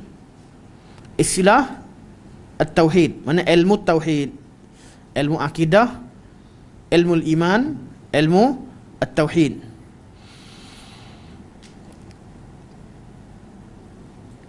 Anda tak syarahkan sebab ta'rif kita dah baca tadi. Antara kitab yang dibawakan adalah kitab At-Tauhid, mana Kitabut Tauhid fil Jami' As-Sahih yang kita syarahkan malam tadi lah. Kitab Tauhid dalam Jami' As-Sahih, dalam Sahih Bukhari. Kitab Tauhid dalam Sahih Al-Bukhari, contoh pertama, meninggal pada tahun 256 Hijriah. Kemudian Kitabut Tauhid wal Isbat, Kitabut Tauhid wa Isbatus Sifatir Rabb oleh Ibnu Khuzaimah, Kitab Tauhid oleh Ibnu Khuzaimah 311 Hijriah. Kemudian I'tiqadut Tauhid oleh Abu Abdullah Muhammad bin Khafif, meninggal 371. Dan Kitabut Tauhid Syekh Muhammad Abdul Wahab, meninggal pada 1115 Hijriah. Selain itu banyak kitab lainnya. At-Tauhid, kitab At-Tauhid oleh Ibnu Mandah, Arba'un fi Dalal Tauhid Al-Harawi, kitab At-Tauhid oleh Al-Imam Al-Maqdisi, kitab At-Tauhid Ibnu Rajab Al-Hambali sebagainya. Memang penamaan tauhid ini dah jadi satu penamaan yang tersendiri dalam ilmu akidah. Istilah seterusnya As-Sunnah. As-Sunnah lebih awal lagi. As-Sunnah. As-Sunnah siapa? Nama As-Sunnah kitab Imam Ahmad bin Hanbal dan anaknya Abdullah bin Ahmad.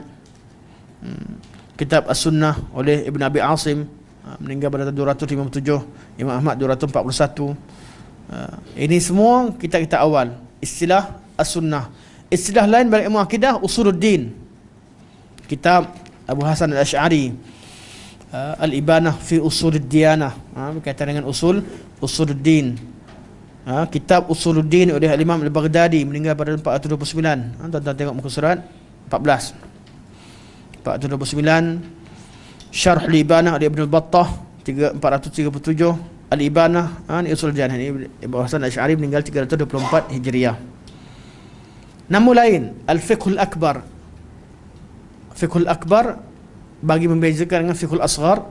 Fiqhul Asghar fiqh tentang cara pelaksanaan ibadah, fiqh atau mengenali hukum halal haram, fiqh. Manakala Fiqhul Akbar adalah mengenal Allah Subhanahu wa taala. Istilah ini dipelopori oleh Imam Abu Hanifah, ataupun lebih tepat sebenarnya buku Fiqhul Akbar dikumpulkan oleh Abu Muti' Al-Balkhi. Kita nama kitab Fiqhul Akbar dinisbahkan kepada Abu Hanifah. Tapi zahir Allah alam, selepas kajian dilakukan, buku itu dikumpulkan, bukan ditulis oleh Abu Hanifah, dikumpulkan oleh Abu Muti' Al-Balkhi, salah seorang daripada anak murid kepada murid Abu Hanifah, Abu Muti' Al-Balkhi. Abu Muti' Al-Balkhi kumpulkan kalam Abu Hanifah, dan ada juga yang beliau masukkan pandangan beliau, dinisbahkan kepada Abu Hanifah kerana banyak diambil asalnya diusul daripada Abu Hanifah. Hakikatnya bukan kitab karangan tulisan tangan ataupun ditulis sendiri oleh Abu Hanifah. Itu dikumpulkan Abu Muti' Al-Balkhi. Dari mana kita tahu?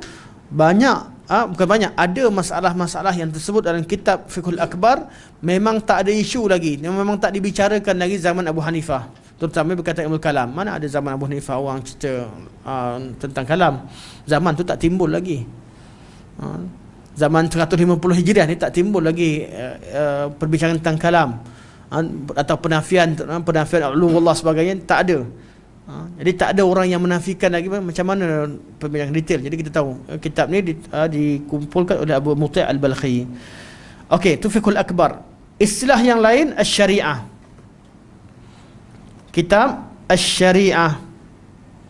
Syariah ni dalam istilah zaman sekarang dah jadi ilmu syariat, ilmu fiqh lah, syariat. Tapi istilah asal Asy-Syari'ah adalah ilmu akidah. Jadi kita belajar ni sejarah. Zaman sekarang tak payah nak letakkan nama dia pelik-pelik. Akidah lah, kelas akidah, faham, senang. Tapi kalau syariah pada zaman sekarang amalan.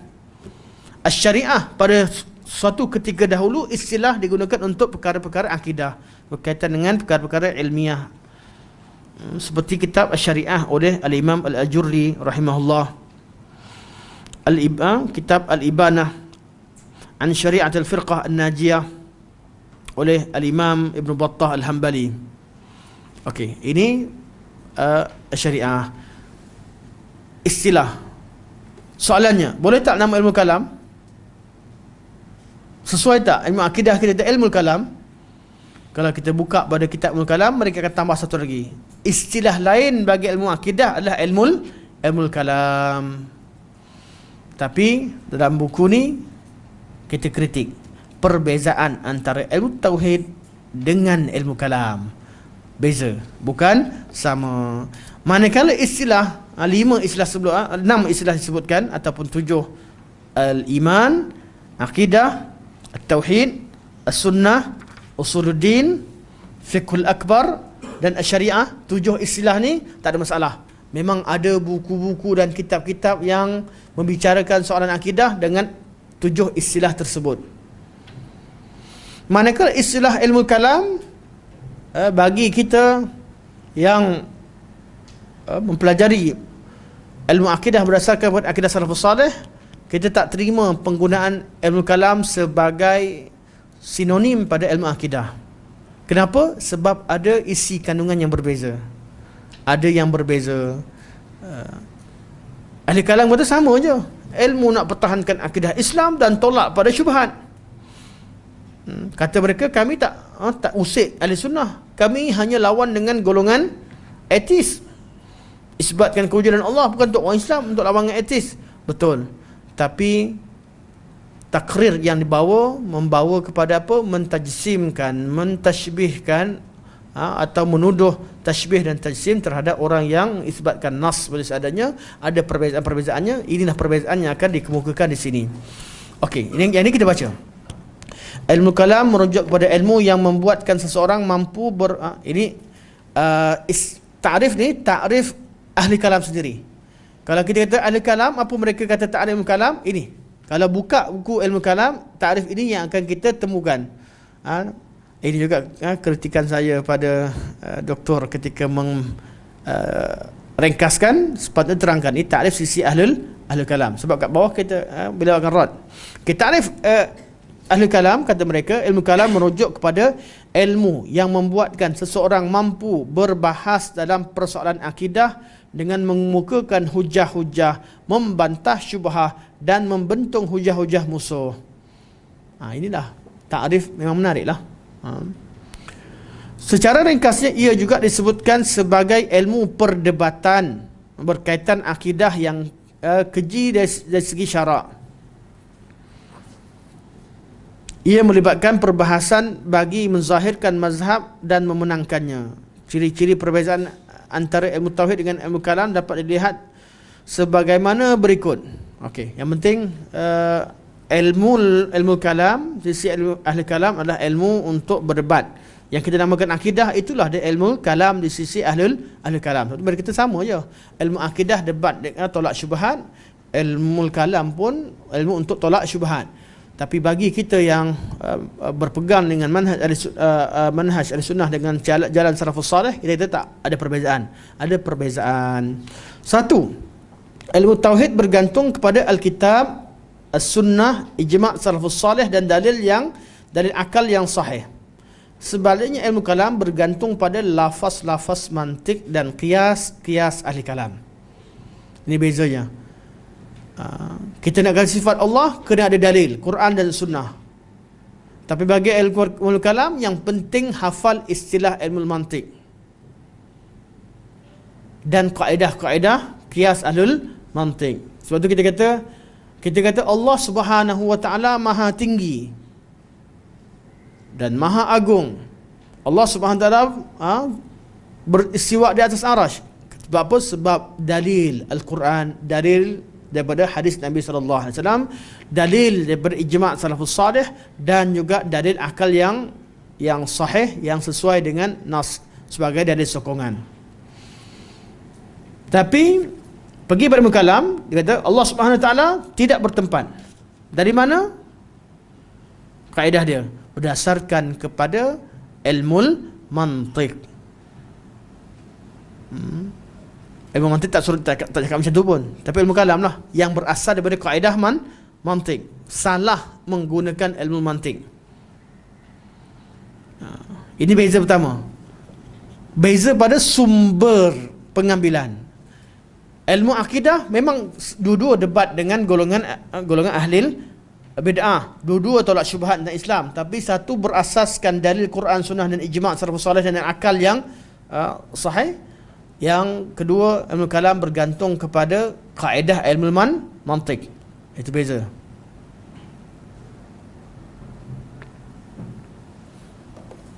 Yang kedua, ilmu tauhid merupakan ilmu syarak yang tidak mengandungi unsur bid'ah. Manakala ilmu kalam merupakan ilmu bid'ah.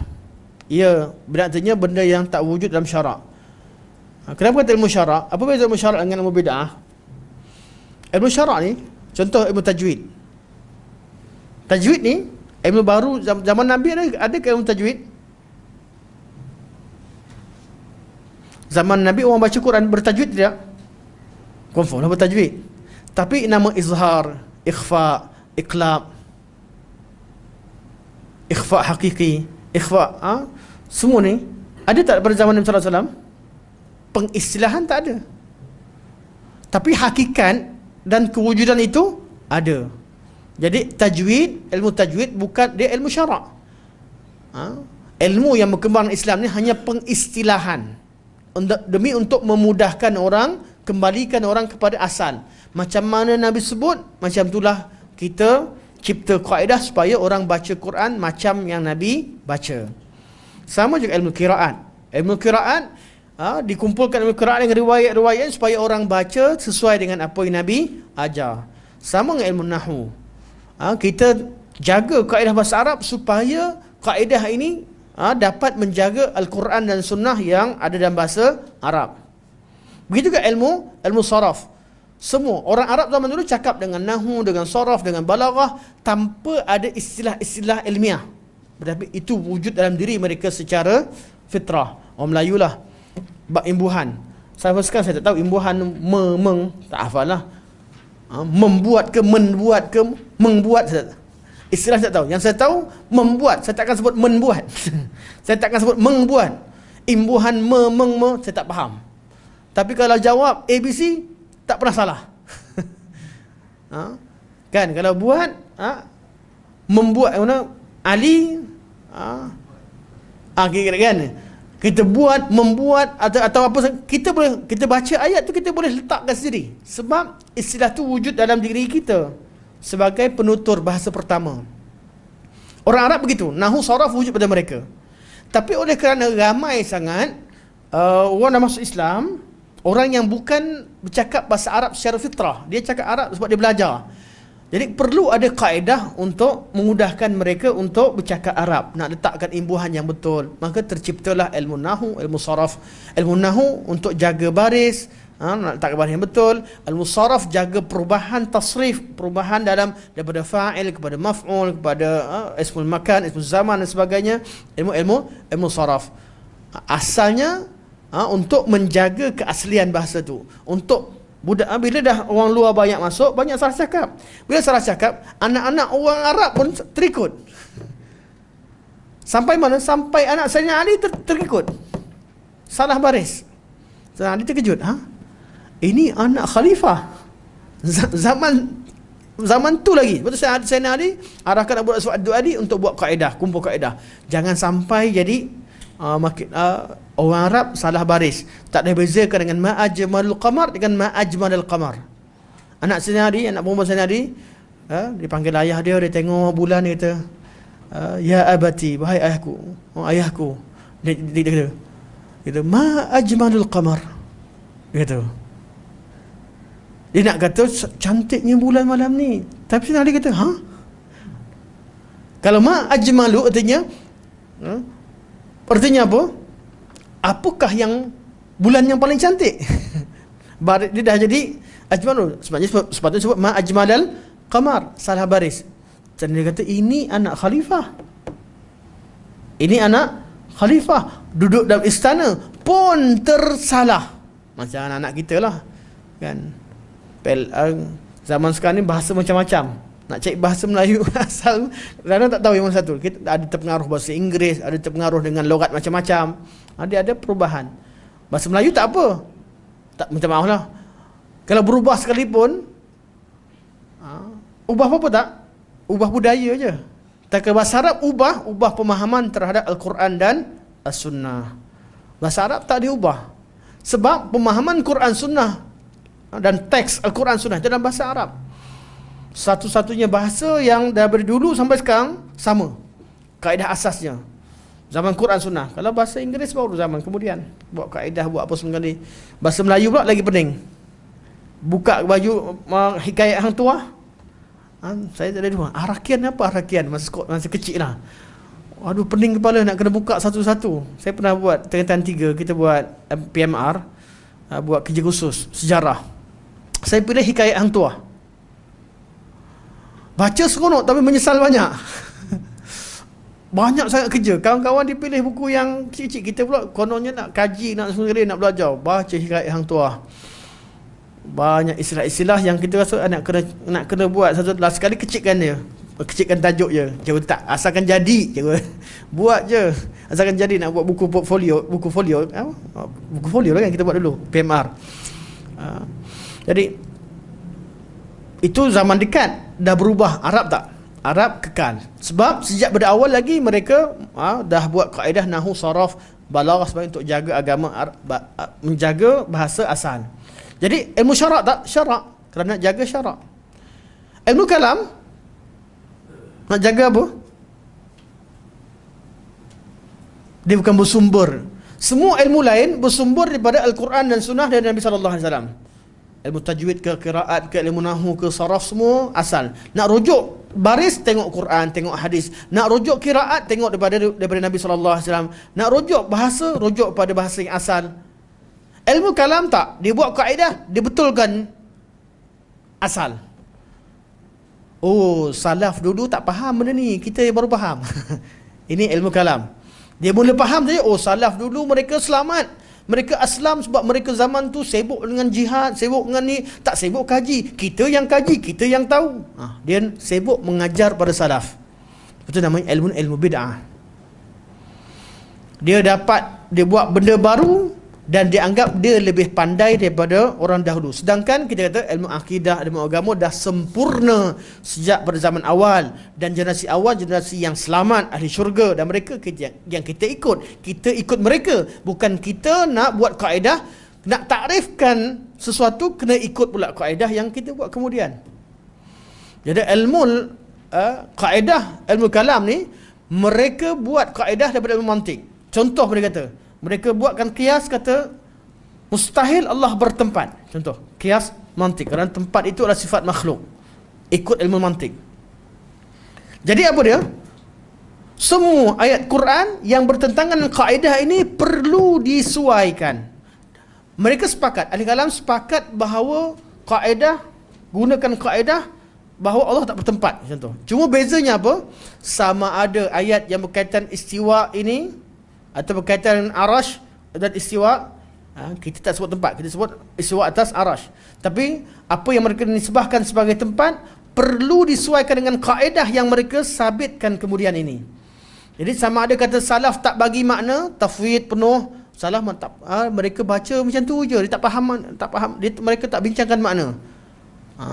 Tak ada makna, sebab kalau bagi makna bertentangan dengan kaedah yang diletakkan, atau takwilkan dengan makna yang lain yang tak boleh bertentangan dengan kaedah ini, atau tolak sifat terus, tak terima sebagaimana dibuat oleh golongan Mu'tazilah, atau tolak dengan nama-nama semua sekali, tolak semua seperti dibuat oleh golongan Jahmiyah. Sebab apa? Mereka semua berkongsi kaedah asal. Kaedah mereka dah letakkan tidak bertempat, tidak berjauhar, tidak berjisim, yang pada asalnya kaji pada makhluk dan nafikan pada Allah. Asalnya nak debat dengan golongan ahli bid'ah ataupun di golongan kufar dan golongan etis, tapi natijahnya mereka membetulkan nas, membetulkan fahaman salafus salih, mentajsimkan. Sebab itulah ulama kata kesan natijahnya buruk. Itu salafus salih tolak ilmu ni. Sebab ilmu ni bukan bersumber daripada asal, bersumber daripada nas, macam mana ilmu yang lain. Ilmu lain semua bersumber daripada Al-Quran dan hadis Nabi SAW. Tak ada ilmu baru dari Islam. Ilmu Islam semua memudahkan kefahaman terhadap apa yang ada pada asal. Ilmu akidah fahamkan balik. Tauhid 3 contoh untuk fahamkan ayat Quran yang saya sudah sebut, ayat Quran dan hadis Nabi SAW. Kalau ada perbincangan baru untuk menjawab syubhat-syubhat, tapi dia takkan mengisbatkan satu benda yang tak ada dalam Quran dan As-Sunnah. Berbeza dengan ilmu kalam.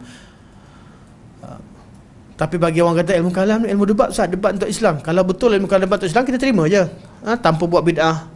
Ada sisi baik dalam ilmu kalam, sisi tertentu kita boleh terima. Tapi kata penamaan ini merujuk kepada dah digunakan banyak dalam bab asma' sifat, sehingga kan bila diterima perkara ini secara umum, dia akan bawa adanya perkara-perkara yang tak dimahukan, kita tak nak masuk dalam ni, akan masuk macam penamaan ilmu tasawuf. Sebab itulah saya bersama ulama-ulama yang tegas dalam tidak menerima ilmu kalam sebagai sebahagian daripada ilmu akidah atau sinonim terhadap ilmu akidah. C. Ilmu tauhid tidak mengandungi lafaz bid'ah maupun istilah falsafah. Sebaliknya ilmu kalam mengandungi banyak lafaz-lafaz bid'ah, istilah mantik dan juga pandangan-pandangan falsafah. Ilmu tauhid, kita buka kitab tauhid, kitab tauhid Ibnu Khuzaimah ke, kitab tauhid, kita buka kitab tauhid wa ma'rifat asma' wa sifat, atau arba'un fi dalail tauhid oleh Imam Harawi, atau kitab at-tauhid lillahi azza wa jalla Ibnu Ghairi al-Maqdisi, atau kitab at-tauhid Ibnu Mandah sebagainya, kita tak temukan lafaz-lafaz yang pelik-pelik. Semuanya lafaz Quran, semuanya lafaz Quran dan lafaz hadis, kecuali mereka terangkan tentang makna Quran sunnah, adalah istilah-istilah untuk menerangkan. Tapi kalau buka kitab ilmu kalam, confirm belajar sekali jauhar, jisim, jirim, makan, zaman, kita akan dia panggil kita temukan istilah-istilah yang terlalu banyak istilah-istilah yang tidak ada dalam nas, kerana asasnya ada istilah-istilah mantik ataupun apa yang ada dalam ilmu falsafah. Sebab mereka nak jawab golongan falsafah. Di asas ilmu tauhid wujud pada zaman 3 kurun yang pertama umat Islam. Asas artinya isi kandungan ilmu tauhid. Sebaliknya ilmu kalam tidak begitu. Ia muncul hasil daripada pengaruh luar akibat penterjemahan buku-buku mantik dan falsafah secara besar-besaran. Sama ada pengaruh daripada barat iaitu Yunan, atau pengaruh dari timur itu India. Kerana zaman khalifah di Baghdad, mereka juga bawa sami-sami atau golongan daripada India juga menterjemahkan falsafah timur. Sebab itu falsafah timur ni mempengaruhi golongan tasawuf banyak, golongan kesufian, masuk macam-macam petapaan dan sebagainya daripada falsafah timur, manakala falsafah barat mempengaruhi ilmu kalam. Jadi kita temukan masalah yang paling besar, geng-geng yang dekat dengan agama Hindu dan Buddha, geng-geng sufi ni yang terpengaruh dengan falsafah timur, dan falsafah barat adalah geng-geng ilmu kalam yang gunakan akal. Satu terlalu agungkan akal, satu lagi terlalu agungkan kuasa dalam. Ada kuasa dalam, nak betapa, nak apa. Bila kita duduk, bila kita bertapa, kita akan dapat kuasa, kuasa apa? Dapat nampak benda orang tak nampak, fokus betul-betul.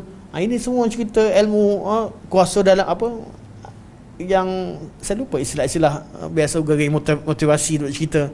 Ini falsafah timur. India ni pertapaan, agama macam mana Buddha bertapa sampai dapat enlightenment, sampai dapat semua ni. Jadi melalui usaha dia mempengaruhi pemikiran kelompok Sufiah. Jadi bila mereka bertapa, mereka cari dalil. Padahal bertapa tu dia ambil daripada agama Hindu. Tapi cari dalil. Oh, dalil jumpa Nabi bertahanus di Gua Hira.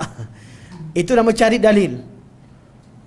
Cari dalil. Bukan ada kat Islam pun, tapi cari dalil untuk menempelkan. Begitu juga Al-Kalam. Dia cari, sebenarnya dia ambil benda falsafah, tapi dia cari dalil. Dalil tu untuk menguatkan, bukan asasnya daripada situ. Jadi sebab tu bila kalau geng bertapa, kata Nabi mana bertapa? Mana ada Nabi bertapa? Ada cerita Nabi bertapa duduk tak? Nabi pergi Gua Hira, Nabi perkara alami. Nabi pergi cari tempat yang sunyi, Nabi beribadah pada Allah, Nabi tengok keadaan umatnya ataupun keadaan kaumnya ketika itu. Dan Nabi mencari kebenaran dengan cari tempat yang tenang. Allah kata wa wajadaka dhallan fahada. Nabi mencari. Dhal artinya Nabi mencari hak. Bukan Nabi ada amalan khusus buat pertapaan dan sebagainya, tidak. Tapi cari dalil. Satu. Yang kedua, lepas Nabi dan punya Rasul, Nabi pergi gua mana lagi? Ada Nabi bertapa kat mana-mana? Tak ada. Nabi tak buat, sahabat tak buat, tabi'in tak buat, semua tak buat. Hanya datang daripada agama lain. Tapi mereka cari apa? Cari dalil.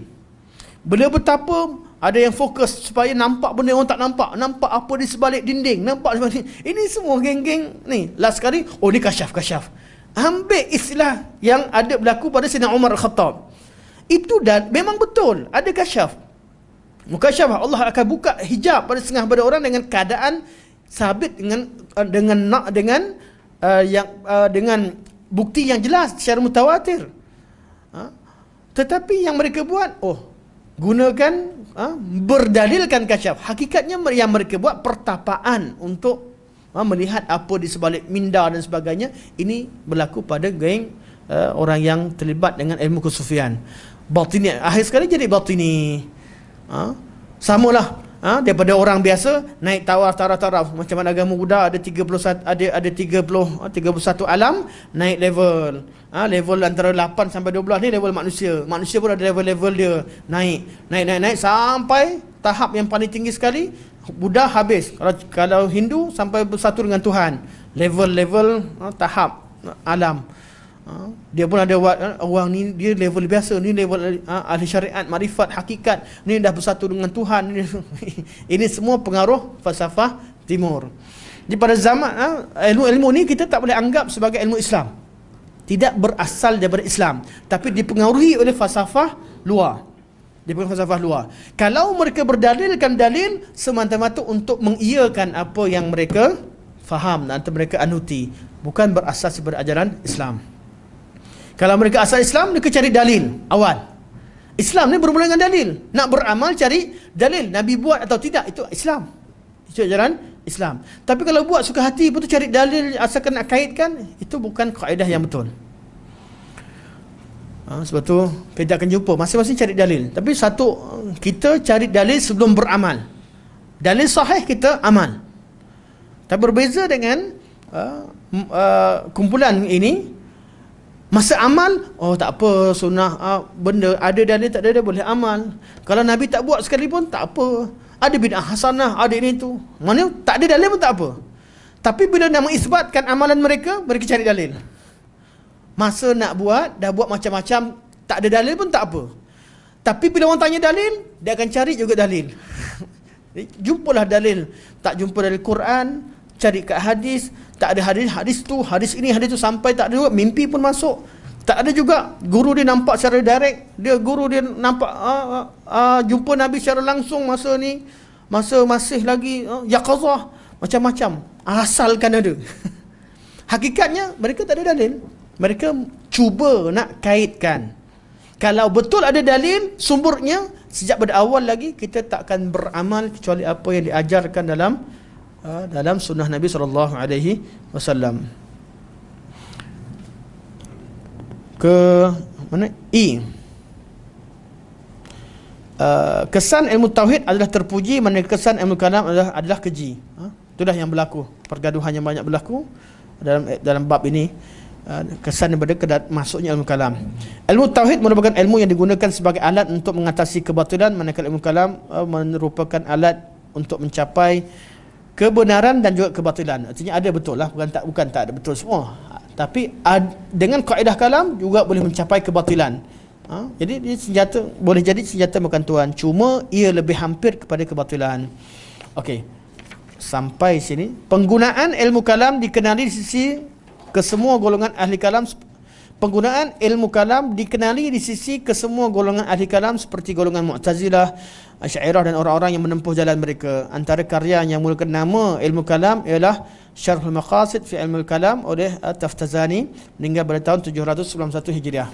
Ini istilah ni lah. Jadi sampai sini dulu insya-Allah, berkaitan dengan nama-nama. Kita akan sambung nanti insya-Allah pada pertemuan akan datang pada persoalan ilmu tauhid, iaitu tajuk-tajuk dalam ilmu tauhid. Masih lagi dalam mukadimah,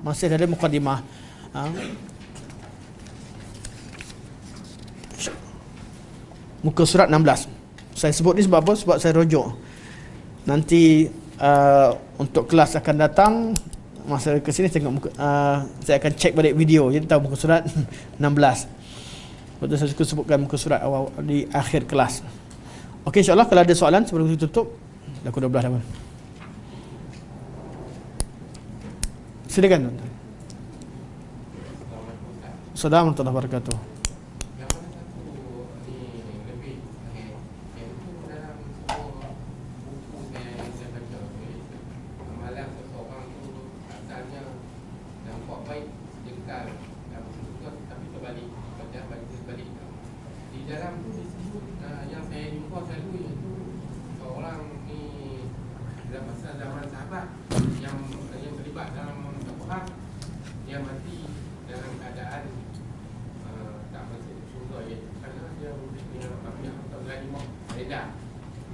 Kalimah?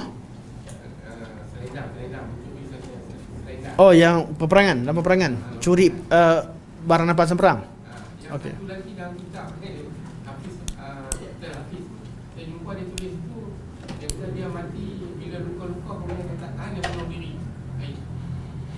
Ada dua peristiwa.